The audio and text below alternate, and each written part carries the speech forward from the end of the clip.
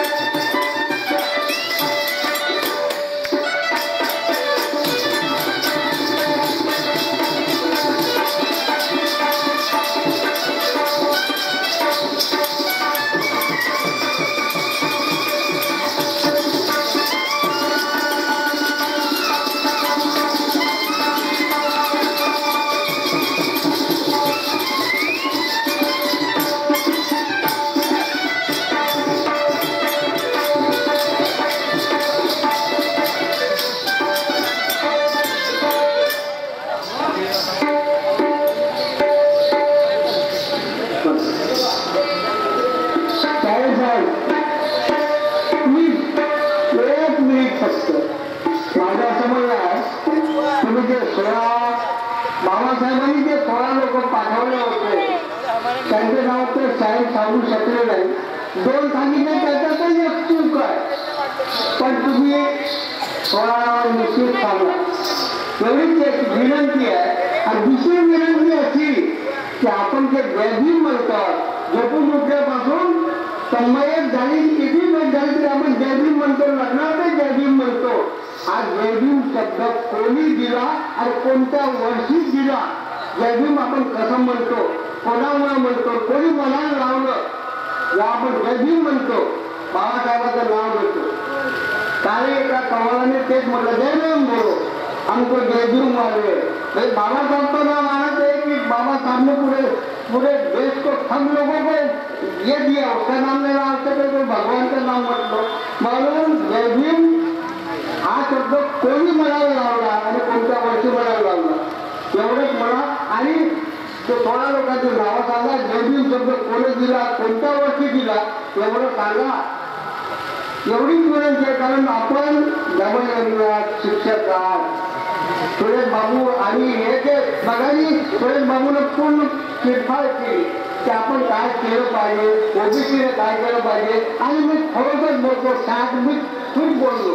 का बोललो मी एवढंच म्हटलं की मी एक फॅक्ट्री है, यहाँ से परिवर्तन शुरू होने को होना. जो बाबा साहब का सही इसके चलने को होना.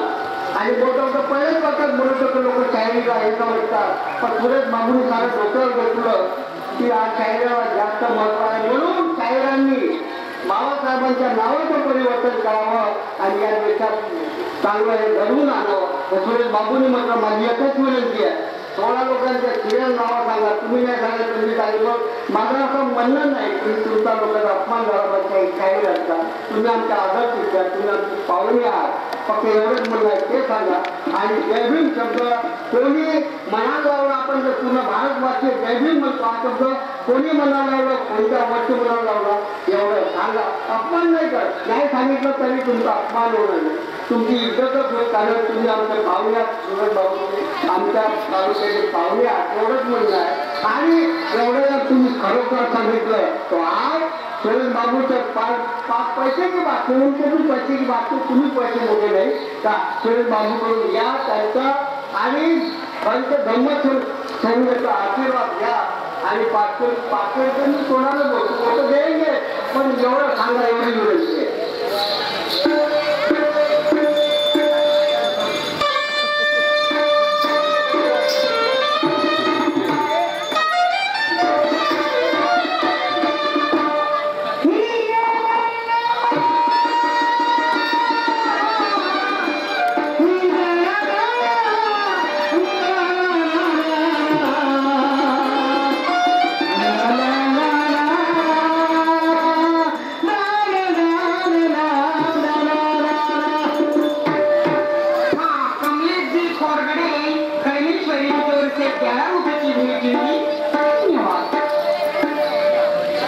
तो भाइयों, शाहिर साहब अपने रावण में बोल चुके हैं कि जो पुत्र कितना भी छुपेगा तो कितना है बलवान देखेंगे हम, और जहां भी काटेगा मेरे जहां भी छुपेगा कर देगा तेरा सर कलम. तो उसके लिए एक मुखड़ा सुनाता हूं. और बाद में जो साहब बोले हैं उसी तरह का यानी फुले शाहू और अम्बेडकर इन तो 3 लोगों का रिमिक्स यानी मिक्स गाना आपको सुनाऊंगा मैं.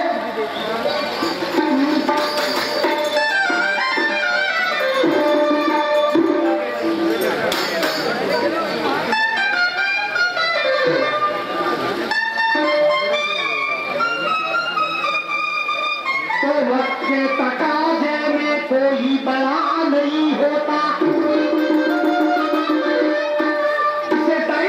कहते हैं कि वक्त के तकाजे में कोई बड़ा नहीं होता.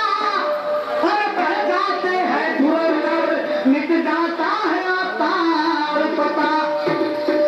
ये काम तो करते हैं सभी मगर हर कोई काम नहीं होता. हर भोंकने वाला कुत्ता कभी काशी को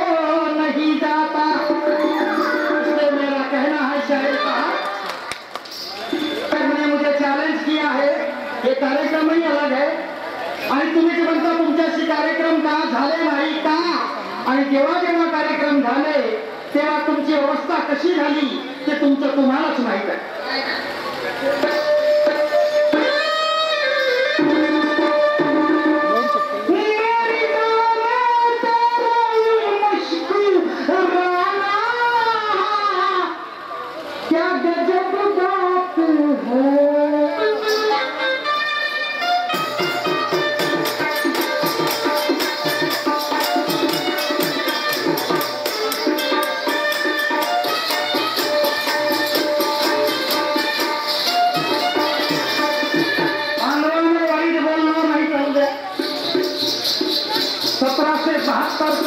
सांगतो तुम्हाला, ज्यावर लोक रिसर्च करतात, पीएचडी करतात, डॉक्टरेट करतात.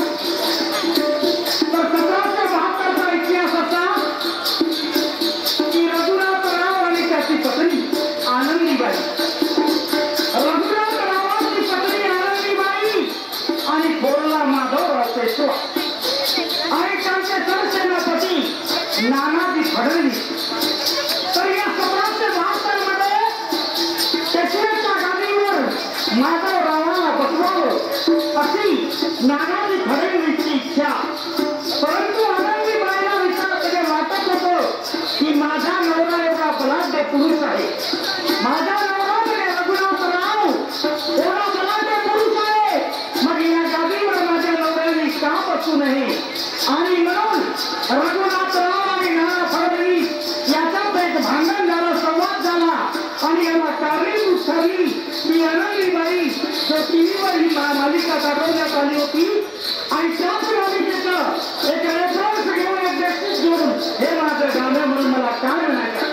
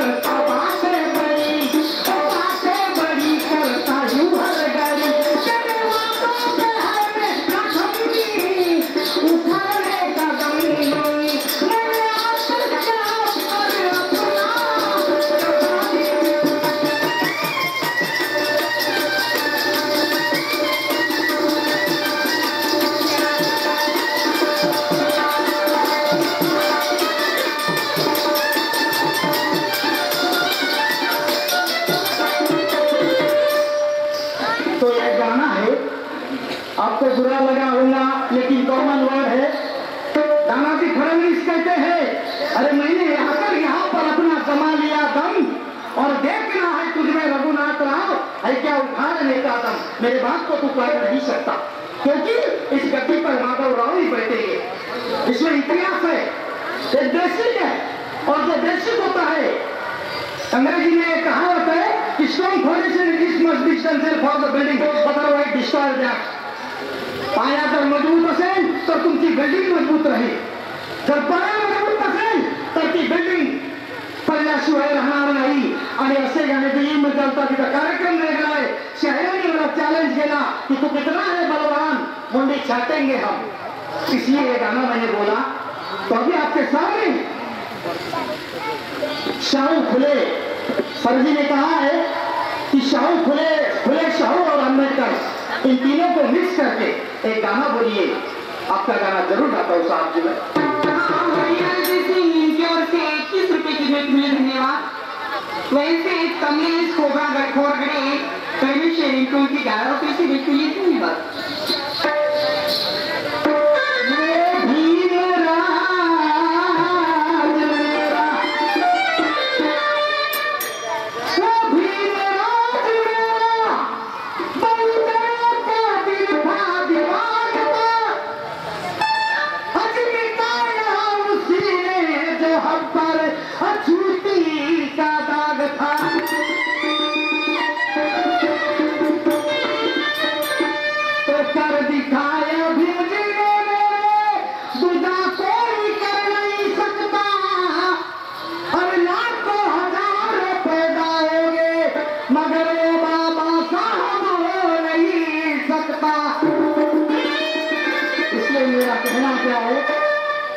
गाने के बोल है, तो जब शायद तेरे गाँव में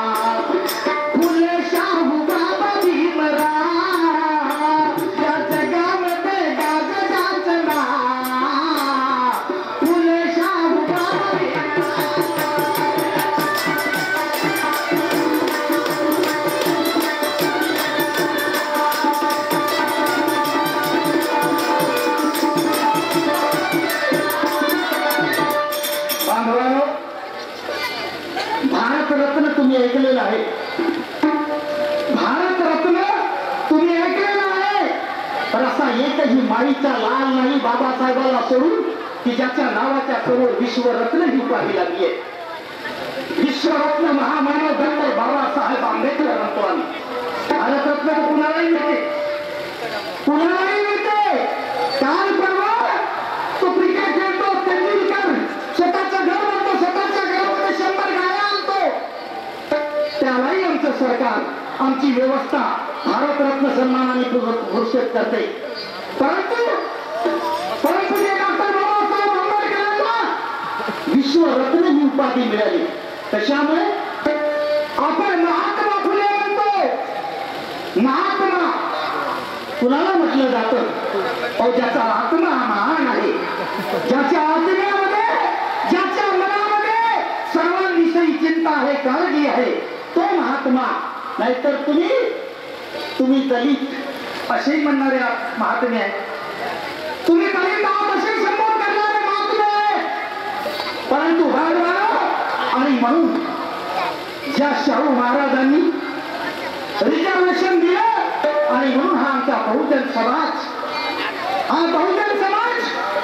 तीच परिस्थिती, तीच घटना, तेच नियमावली घेऊन बाबासाहेबांनी घटनेत नमूद केलं आणि या बहुजन समाजाला रिझर्वेशन मिळालं आणि या रिझर्वेशनमुळे आमचा बहुजन समाज आज कलेक्टर झाला, इंजिनियर झाला, डॉक्टर झाला आणि मिनिस्टर झाला.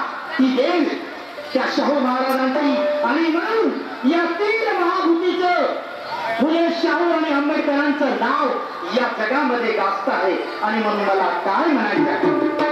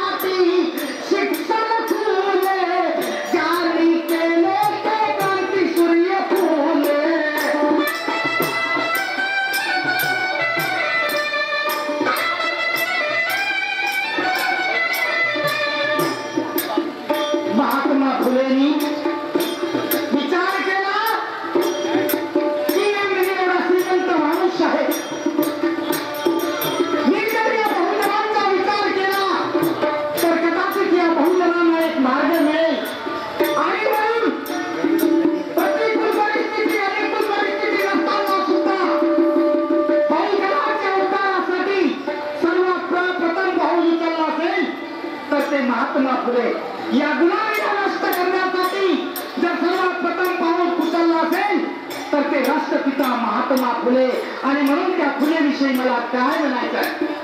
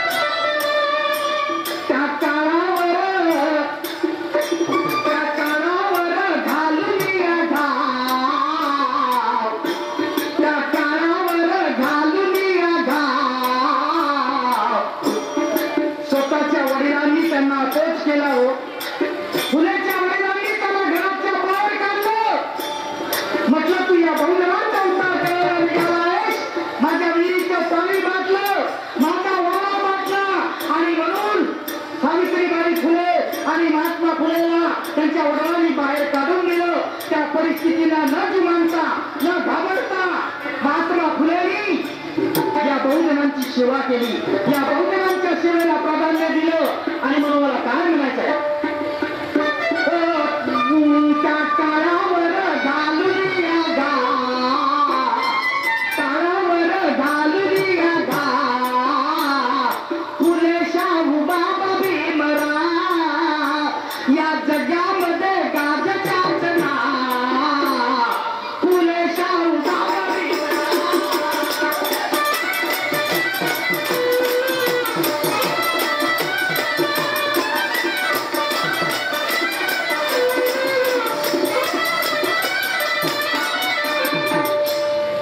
बांधवानो, आमचे काकाजी, त्यांचं सरनेम मला येत नाही, पण त्यांनी विचारलेलं आहे की 16 लोकांची तुम्ही नावं सांगा. या बाबासाहेबांच्या विनंतीला मान देऊन 1942 मध्ये डॉक्टर नीलकंठ बोस यांच्या सहकार्याने फॉरेनला पाठवण्यात आलं होतं. त्या 16 लोकांची नावं. काकाजी तुमची गोष्ट बरोबर आहे. मी एक शाहीर मनुष्य आहे, मला त्या गोष्टी ना. आणि जर मी विचारलेल्या प्रश्नाचे उत्तर सांगायला लागलो, माझ्या शाहिरीला there is no value of my शाहिरी. आणि दुसरी गोष्ट तुम्ही एक विचारली की जर्मन हा शब्द प्रयोग कोणी म्हणजे उच्चारला आणि कोणत्या वेळी उच्चारला.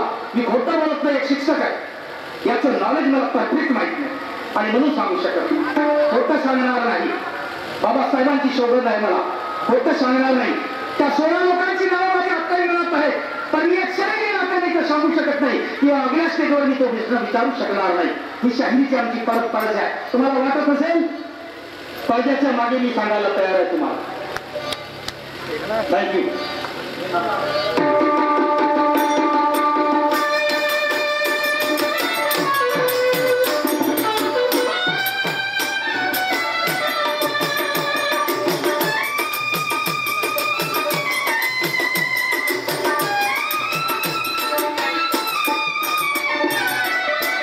दुसरं मला सांगायचं आहे, ज्यांच्या पुण्याईने हे रिझर्वेशन प्राप्त झालं ते शाहू महाराज, छत्रपती शाहू महाराजांनी या रिझर्वेशनची घोषणा केली नसती, रिझर्वेशन दिलं नसतं तर कदाचित Babasaheb MA PhD DSc DLitt and बॉरेटला होऊ शकले नसते.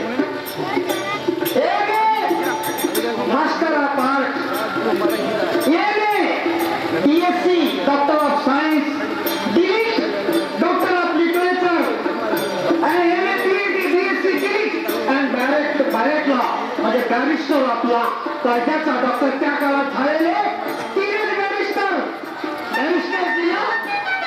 बॅरिस्टर गांधीजी आणि बॅरिस्टर बाबासाहेब. परंतु बाबासाहेबांनी तोडण्याचं काम केलं. बाबासाहेबांनी या भारताला तोडण्याचं काम केलं. पण ज्याला राष्ट्रपिता महात्मा गांधी म्हणतो त्या राष्ट्रपित्याने या भारताला तोडण्याचं काम केलं. आणि कसं तोडलं मी प्रथमतः म्हटलेलं आहे की मी एक सर्वेश्वर माणूस आहे आणि त्याच्यामुळे मी जास्त बोलू शकत नाही. तुम्हाला माहित आहे कसं तोडलं.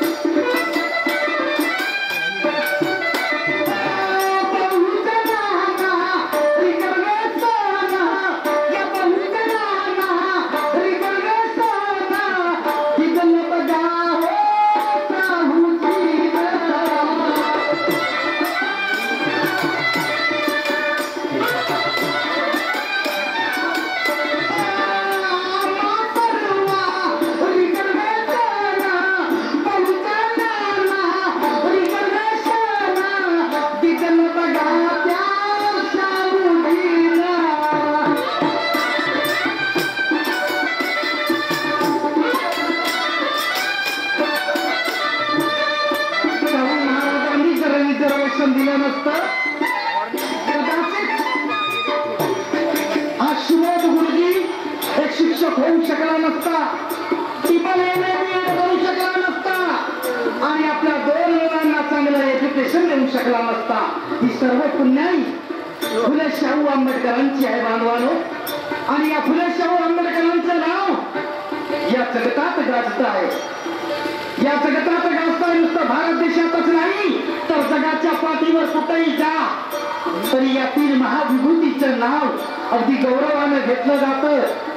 अंग्रेज अंग्रेज एक फिलॉसॉफर ने कहा, if the Dr. Baba Sahib was born of our country, we will take out on the road and wandering here and there with dancing. जर बाबासाहेब आमच्या देशात जन्माला आले असते तर बाबासाहेबांना आम्ही डोक्यावर घेतलं असतं आणि इकडे तिकडे फिरून नाचलो असतो.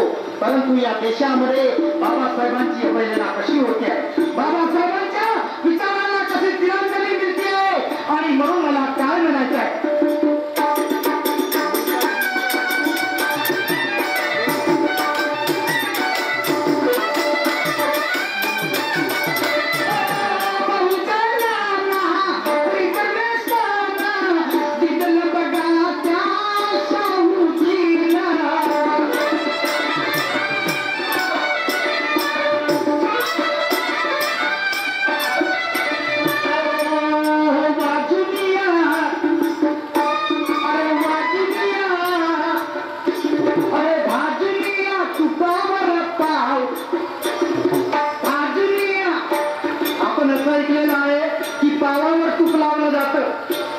तर माझ्या गाण्याचे शब्द आहेत तुपावर पाव, और भाजून या तुपावर पाव, आणि फुले शाहू बाबा भीमराव, या जगामध्ये गाजराचं नाव फुले शाहू बाबा भीमराव.